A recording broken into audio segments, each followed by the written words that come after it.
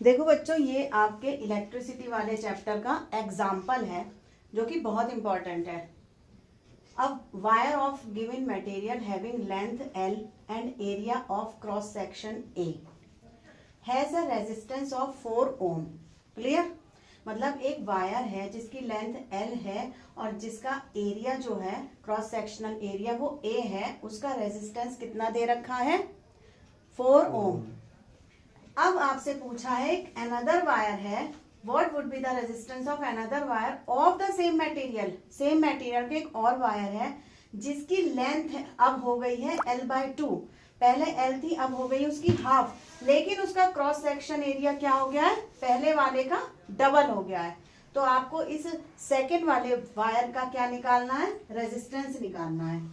तो रेजिस्टेंस का फॉर्मूला आपको पता है ये क्या होता है। हम यहाँ R1 लिख लेते हैं क्योंकि यहाँ पर दो वायर हैं। Clear? R1 is equal to rho, कितना दे रखा है? लेंथ L, और एरिया कितना दे रखा है? A।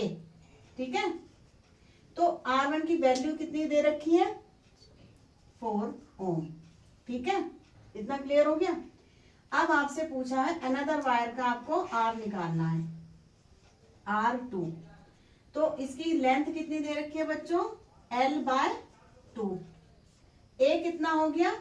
2A। Clear?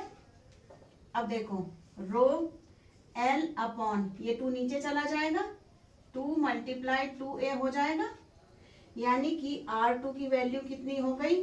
Row L upon 4A। Clear?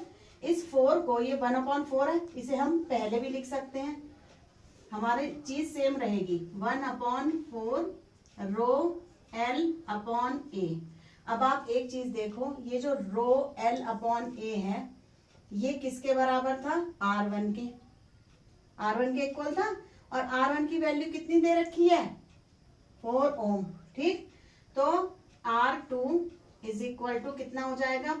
1/4 multiply R1 हो जाएगा। तो